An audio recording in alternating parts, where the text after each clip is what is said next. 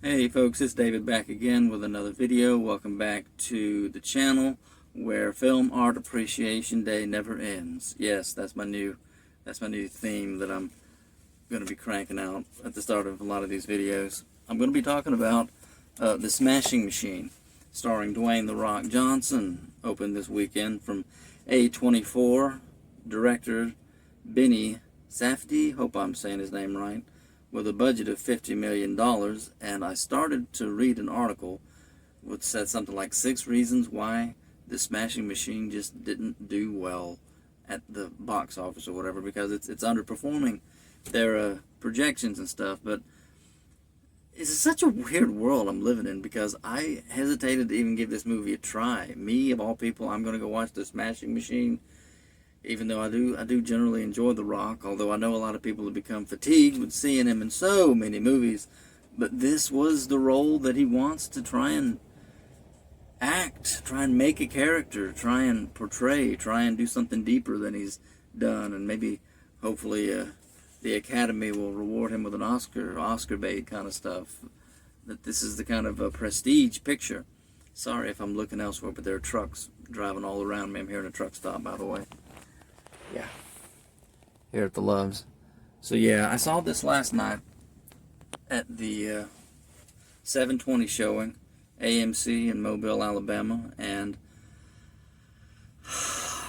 I went ahead and saw the flick because I just was curious enough about it to go and watch it, and I didn't really know what I was getting myself into. I knew this was going to be kind of a biopic, sort of, kind of a thing, and The Rock's going to be in it, and I thought, you know what, do I give this movie a try? Do I spend the money? Do I spend the time? Do I want to see it that bad? I'm like, you know what, I watched Good Boy about the horror movie from the point of view of a dog, so I said, well, I'm there, I'm going to go ahead and see this one too. And I'm glad I did, because this was, to me, this is the best thing The Rock has ever done so far, outside of his original film, The Rundown, way back in the day. I don't know if it was his original film or just his first kind of a hit movie, but I really like The Rundown way back when. It's been a long time. Oh man, it's been a long time since that movie came out. But yeah, I'll go ahead. I want to go ahead and just say this right off the bat.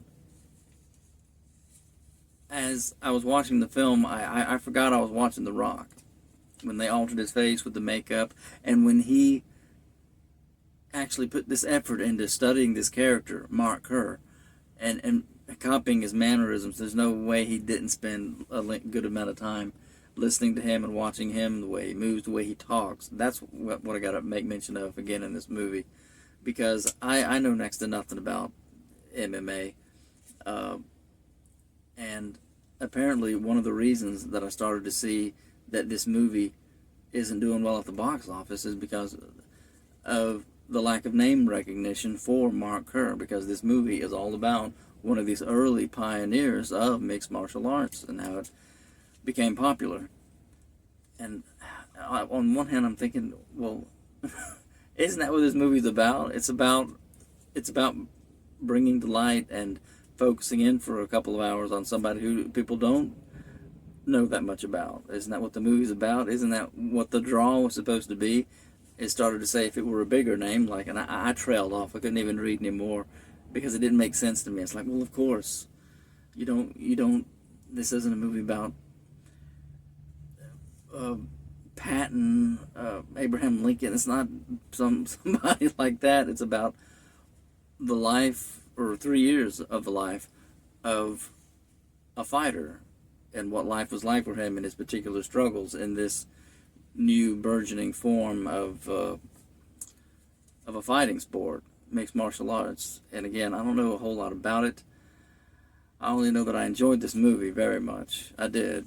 I really did. And it starts off in a really, it kind of, I thought, what I'm trying to get I was starting to, I'm watching the movie as I'm sitting in my seat. I'm trying to get a feel for the tone of the movie, and it opens to, it's almost like a Las Vegas-y fight room, kind of a, not even a big thing, just a smaller venue with the lower ceiling. That's the best way I can think to describe what I saw, because that's what I saw, as opposed to the big stadium with the 40,000 people that he's talking about later in the movie and that you see in the trailer when you watch it.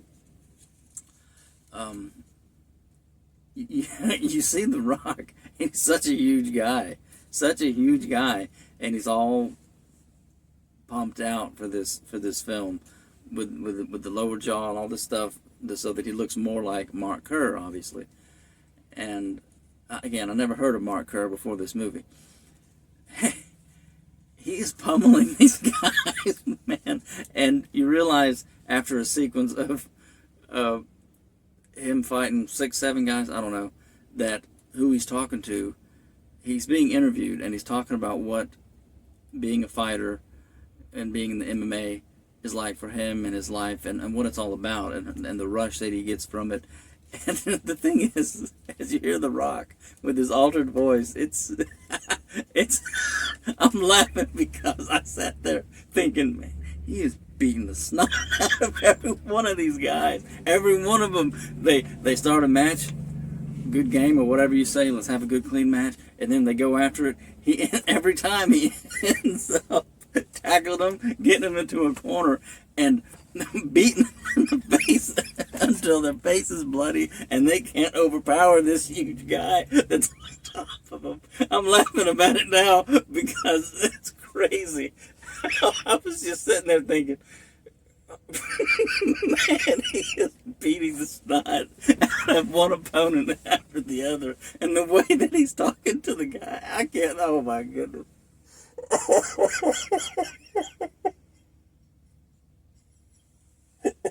It's not funny, but it seems so funny after the fact, because the way he's being interviewed, he's just talking to the guy. It doesn't match. The two things didn't fully match. Is why it's so crazy funny to me after the fact. I didn't laugh like this in the theater. Don't get me wrong. People would have thought I was crazy if I laughed like this in the theater. But the particular sequence of what they were showing of his fights, like half a dozen opponents, and how he hasn't lost yet, and how the guy's interviewing him, and as this sequence ends, and the voice is overlaid, like the interview is playing over this opening sequence, right? That's why it's funny to me after the fact, because he was saying, like, there's nothing other feeling like it in the world. It's the stuff you hear from the trailer about how there's 40,000 people, and he says the same thing to his, I forgot her name. It's Emily Blunt, playing his girlfriend who would become his wife in real life. You see at the end about how I'm putting it all on the line out there, and it's the same, like the rush that he gets from it. He's not like super excited as he's talking about it, like I'm trying to tone it down, because I'm like, that was so crazy. Each one of these guys is bleeding from the face and the eyelid. He's just beating the snot out of each opponent. He's like, there's no other feeling like it in the world. Like, oh man, what a way to start your movie. This was crazy. And it wasn't even meant to be like some horrendous, it's not like the opening of Saving Private Ryan or anything, but it's like there was a point in each of the fights that they showed where it's like he overwhelmed them with his size and his frame and his arms, each one of these particular opponents, because he's got to be bigger than Mark Kerr is in real life. I'm telling you, I didn't get a good look at like how tall Kerr is, but I was thinking, man, this is kind of brutal. This new form of fighting that they were only just gradually getting off the ground in those years. And it's a neat way the film opens up by saying this follows 3 years of the life, 97 through 99. I'm going to get it wrong. I think it was 97 through 99, but I might be getting it wrong. I'm sorry. I only saw the movie just last night, and you only see that for just a second. But yeah, so I don't want to say the whole movie, obviously, because I've gotten too out of hand with that talking. I didn't mean to start laughing like that, but it's crazy the way this movie opens, and it's not even meant to be that again, I can't stress this enough. It's not meant to, the opening scenes isn't meant to be some ferocious thing like, oh man, that hurt. It's just, it's kind of quieted with him talking over it, but you can see these images of like, that guy can't overwhelm him, and he's just continuing to beat him and knee him and rib shots in the corner while he's got him stuffed into the corner of the ring, like half a dozen guys at least, and then him with the victorious thing, and this really pleasant, like looking smile, like he looked like him. He looked like the real life guy, and it was eerie how well they did that, in my opinion. In my opinion.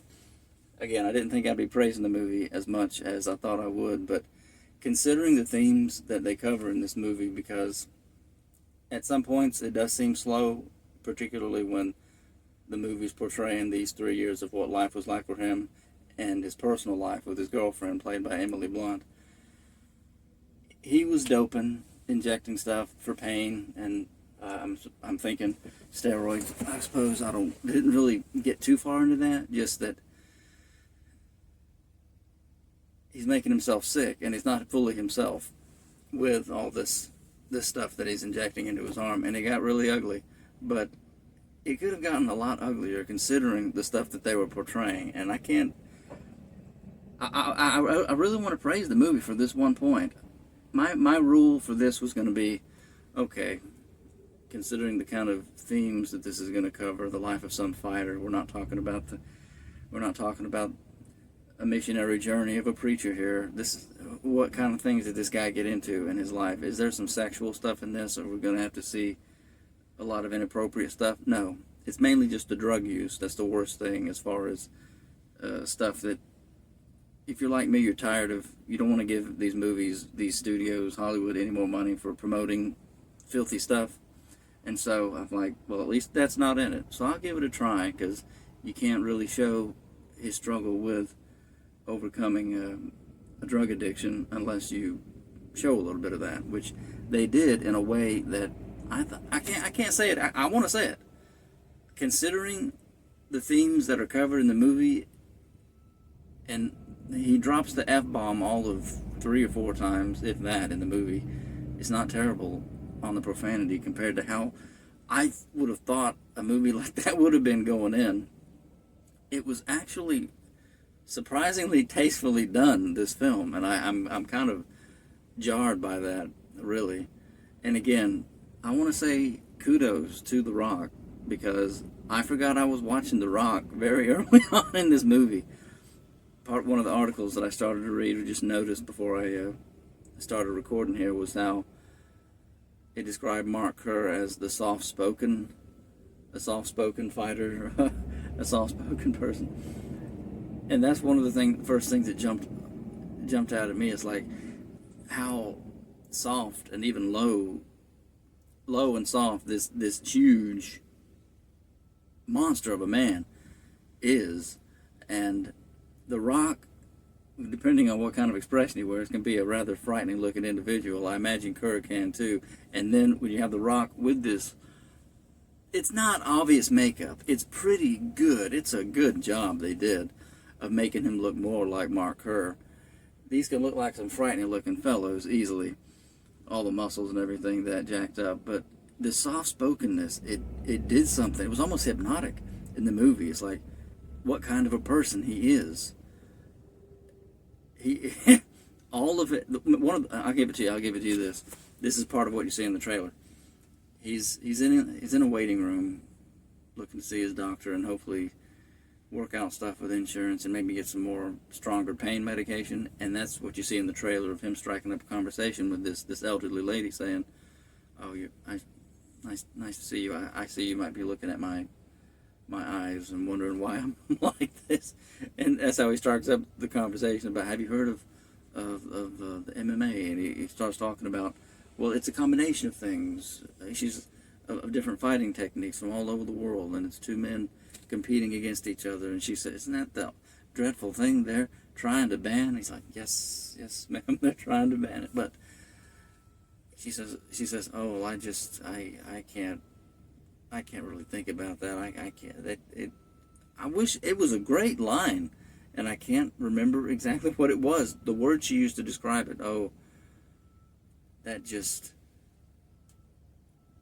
she didn't say, oh, that kind of thing just frightens me, because he then says, well, it should frighten you, or did you say, oh, it's just too upsetting to me to see? I think it was more along the lines of that. It's too upsetting to me to see that kind of fighting. And he says, I'm not getting it right. I can't remember the exact words. I'm sorry. But he basically was saying, well, it should upset you. It should upset you. That kind of fighting, it should upset you. He said that. And then before he leaves, he said, it was good talking to you, ma'am. Her grandson he sees that he's a fighter. He wants his autograph. He's kind of shy, she says. So there's Mark Kerr, The Rock. He's signing something. I forget if he gave him a notebook or what. But the way he looks at the kid, and he says, no fighting. No fighting. It was beautiful. It was maybe one of my favorite things in the movie, other than the way the film ended, because I thought this was going to be, again, spoiler alert, I always put spoilers at the start of my videos. I thought this was going to be a comeback story where he wins in the end, but he doesn't. At least not in the way you would imagine. He grows as a person. That's the kind of story this film is, and it for what they showed, just these 3 years of his life, it was a beautiful thing at the end. I can't help it. That's what I'm thinking. I didn't think I was gonna like this movie as much as I do, especially since it's A24, and there's always some weird bent in so many of their movies. But now this is 2, if not 3, that they've at least distributed, if they didn't make themselves, that they have made that I liked. I like Warfare, Death of a Unicorn, and now this movie. So I wanted to think of them as all bad, but I guess they're not all bad after all. Anyways, back to the movie. The guts of this movie, everything surrounds his addictions and how he thinks about himself and his fighting and what he's doing. When he's asked by an interviewer who presses him, well, I need to ask you again, and it's a Japanese journalist, and so there was almost at some points a language barrier that had to be overcome, and that added it was a good movie, a good part of the movie, that going to these fights in Japan over and over, they had to overcome that, and a possible miscommunication added something to this movie that you'd have to watch it to understand what I'm really saying. But how this guy pressed him, but if you did lose, how would you feel? How would you think you would do? And it's a neat part of the movie because he says, I don't really even let thoughts like that into my mind, he says, because I don't know, because I've never lost. He had never lost a match up to that point. And then when he loses this match to, was he from Russia? I can't remember his name. When you look him up on IMDb, I think it's just his name. Like, he's an actual fighter, just like an actual fighter by the name of Bas Rutten plays in this movie as a trainer / commentator. And also Ryan Bader, a real-life MMA fighter, plays Mark Coleman in this movie. And you even see at the ending these great photos way back when of those two guys, Bas Rutten and Ryan Bader, with real-life photos in MMA settings and photos with Mark Kerr from like 20 years ago. That was very, very neat. And the music they played with it at the end was just, it felt spot on, perfect. The whole ending sequence of, again, you think it's going to be a comeback story, but he doesn't win the title. You're kind of dreading the prospect that they present in the movie that he's going to have to fight his good friend who's been a competitor in the past, but then he was his friend, and he's almost like a trainer or coach with him, a supporter, like his friend with him, that he might have to have a contest with his friend and fight his friend, and you're hoping it's not that kind of a thing, and then it's not, because other things happen. But yeah, the film's ending to me just I don't want to say it was heavenly, but the filmography, the cinematography of following him, and he's in the shower. Not that we need to focus on that part, but that's just where he was at the time when it hones in on his face, and he's leaning up against the tile wall, and he's smiling. Kerr's smiling, and you're just thinking, after all that he's been through with his girlfriend, all their struggles, because so much of the movie is the drama that was between them and how they feel about each other and how they want to be there for each other, and yet it comes to this point toward the end, you're like, should these two even be together? Because she also has some issues of her own with drugs and not understanding how he thinks and how he feels, and they assume too much about each other sometimes, and all this, and then it's really dramatic when she almost kills herself, and he stops her, and the way there's a scene where she's cussing and screaming at him to let her go, and he says, "No, I'm not going to let you go. I'm not going to let you go." It was great stuff. I can't believe they did this well in this movie. I don't mean to sound like I thought the movie was going to be complete trash or poorly made, but I just thought that some of the themes would be handled differently. This was well done, in my opinion. This was well done, and it's a bummer that it's not doing as well at the theater as I would like it to. I would like to see it at least make its budget back. The Rock did a good job acting. He did, and he became that guy. Just the voice alone, he already had the physicality to be in a movie like this with all of his wrestling and pumping up all big and everything, and stuff's getting my attention in this traffic. But yeah, I enjoyed it, and what more can I say? I never fully got their relationship. I wanted to make sure to say this. I never fully got their relationship as far as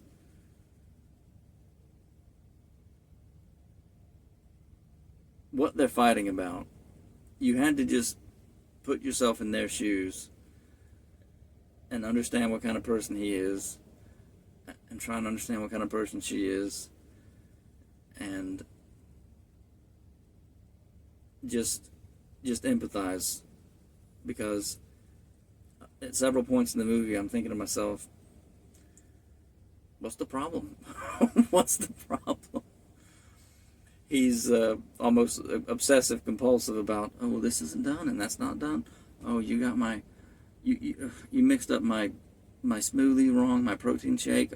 Oh, well, he dumps it all out in this thing. I'll just make another one. I went to skim milk, not full milk. Or was it full milk from skim milk? I can't remember. Or did you put one banana or half a banana? 1.5. Oh, well, I'm doing 1.5 now. He's very... They did good at portraying that part of him big time, and that a little bit of it drove her nuts. And then there's a couple of scenes where it's like she can be particularly nasty herself, but how they come back together again and again, and at the end of the movie, after they have the blow up, and no, I don't want you to come to Japan. Just tell me you don't want me to come, and it's kind of dawning on me just right now that she cared about him that much, but she was also an unstable person herself because of her own particular drug problem, that when he made like he was cutting her off, even though he wasn't, he just couldn't be with her in that moment where he's trying so hard to focus on, it's the biggest fight of my life. That's what you see in the trailer. That she goes and grabs a Glock, and you see him like, oh my goodness, this is not that kind of movie, please. But he gets to her, and he tackles her, and she drops the gun, and that's when he says, she says, let go of me, I'm not letting you go. It was a great scene. It was a great scene with some good acting, and in the end, you learn that after the events of this movie, the very ending of it, they got married in Vegas 10 days later. That's the kind of up and down that's portrayed in the movie. and reiterated again in real life that, oh yeah, they got hitched 10 days later in Las Vegas, and they were married 7 years and have a son together. All that is said at the end on the title screen, and something very neat. And this was too good. You see present day Mark Kerr. I'm like, man, that's got to be him, but that ain't The Rock. The Rock can't fit. He got a little bit of a belly on him. He's much older. He can't. That's not The Rock in that. This all done in makeup. And I'm like, no, duh. It's Mark Kerr, present day 2025 Mark Kerr, getting some groceries from the supermarket and being himself. You see the way he actually is with his soft-spoken self, and it's just some nice soft music as he's carting his stuff out of the supermarket and out to his very fine four-door pickup truck automobile, and he looks at the camera. Great, he says, "Bye, guys," as he gets in his truck and drives away. And the music that plays as they show some of those real-life photos, and as the text comes up, today everybody knows MMA fighters' names, and they make millions of dollars.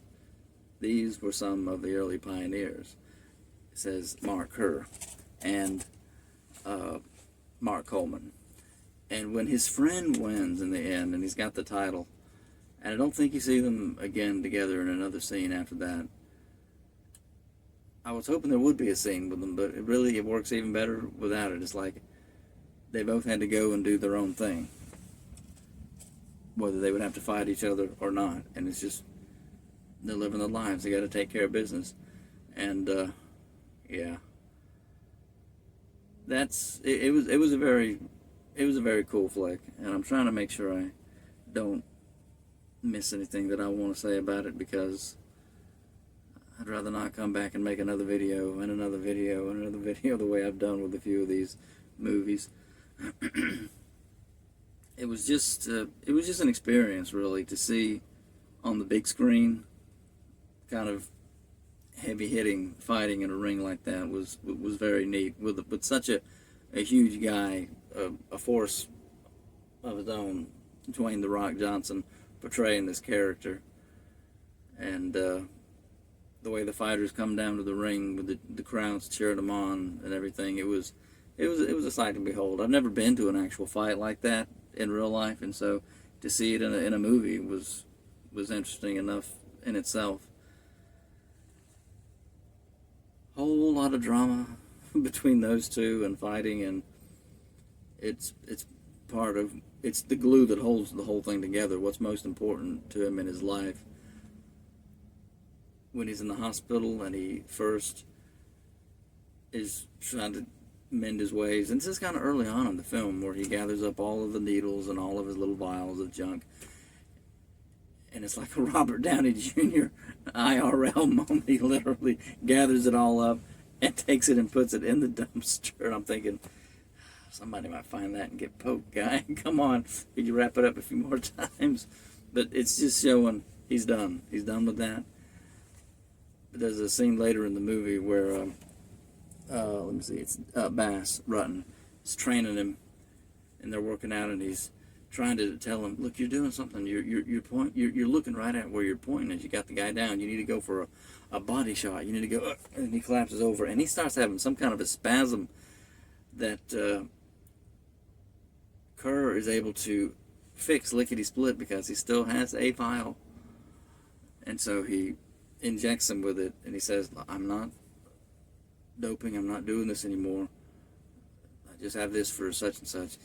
And the guy is in so much pain, he says, I don't give a, he's just cussing. Like, he takes it, and he's like, whoa, otherworldly, man. It's like, he's in so much relief. He's like, how do you fight like this?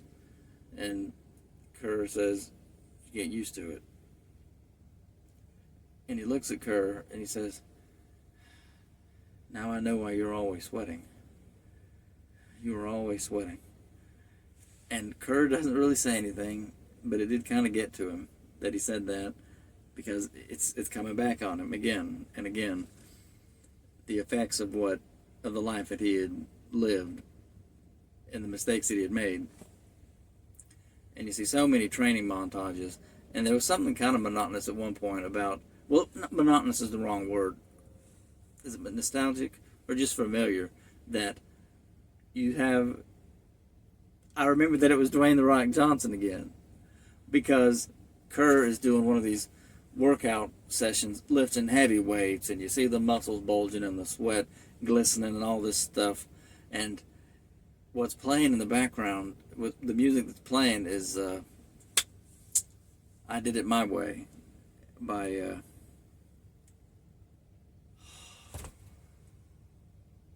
Sinatra. And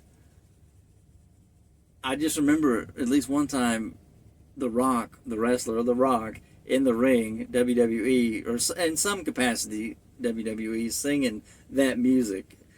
And now I just know The Rock sang that, or maybe I'm combining two different things, but I'm sure. But that reminded me, oh, it is The Rock that I'm listening to, because I remember The Rock in real life doing some funny something to that music, if he was mocking somebody or something. And I'm like, they're playing that music as he's working out, man. Anyways, the fights were good. They were kind of short. That's the thing about that just goes with the MMA part of it. And maybe that could be something that maybe in a way works against the movie, because really the most dramatic scene as far as the fights go, I think, were his initial loss, when he's on the ground and the guy knees him in the top of the head a dozen times or whatever, like knocking him out. And then the way the camera work was great as they follow Kerr down the hallways, and it's all one scene, uncut. As he goes up, and with this continued, you would think somebody would be in a rage, but it just goes again to the character, how soft-spoken he is. Like, this huge guy being so soft-spoken was kind of amazing to watch on screen. It shouldn't be, but it's just the reality. It is. It's a neat thing. It's like, no, not legal. Bad ref. He's trying to communicate in Japan when there's bad ref. You got to talk to him. We will talk to him. It's like it was a no contest ruling, and that really upset him, because he went in there to win. That's what he tells his girlfriend, and she's like, well, it was some good acting and good writing. They had to really get into his life and her life to the extent that she's still in his life and can give input into what their lives were like and how they talk to each other. It was very neat. They even have a picture of the cat. Cat's got to be long dead, from 20 years ago, that he said, no, he's ruined enough furniture. He's so obsessive, he's got to get the cat off of the couch. She's like, oh, come on, she can sit in my lap. And he's got this expression on his face that just says that he could explode at any minute, because it's an MMA fighter with a big tough face, right? Like, why don't you ever just do what I said? He never does that ever in the movie, ever. He doesn't talk like that. The only time he raises his voice to her is when they're already getting kind of into it, and even then, there's not. It's just, again, it's just very well done and very tastefully done, considering the kinds of lives they were leading and what he was up against, what he had done to himself, how he had to come back from it, all of the training that goes into it, the stress, the competitiveness, the fact that it's such a rare thing at that point in history, and they were in a way kind of making history. It's just a really neat flick, and I think I could go on and on about it. I could talk a lot more about Ryan Bader's portrayal of Mark Coleman and how good he was in this. But and the friendship, that's one thing I'll mention. I got to mention this: the friendship that they showed to each other, and the support network that you see, at least as is portrayed in this film, between the guys who are ready to bandage you up, the doctors and nurses on standby in case of a horrible injury, and how even after getting kneed in the face and having blood dripped off you, these competitors get together and they joke about it. Oh man, you're one tough guy, man. Let's take a picture together. How it's great. There's a touch of brilliance and greatness in the way that they did that in this film, and it's a window into the way competitions of that sort should be. And if these guys were doing it that cleanly at that time, granted, if he was doping and struggling with these personal addictions, these demons, that's one thing. But as far as what they tried to do, and the support of those trainers and everything, and the gentleness with which they the brotherhood, and how everybody works together to get these fighters into the shape, help them stay that way, motivate them, support them, and then deliver them into the ring and entertain all these people with this huge fighting spectacle. It was something to behold in this movie. But yeah, I've talked for 35 minutes and I still don't feel like I've done justice to it. Anyways, I enjoyed it. I hope The Rock, again, I say this, I'm not a super Rock fan, but I know he did a good job here, and I hope he gets whatever he wants out of it. Hopefully he has, because it was a very neat little flick that they made. And I guess that's all I got. Till next time, folks, thank you so much for listening to me, especially if you listen to all of this incoherent stream of being all over the place talking about a movie. Okay, I'm out.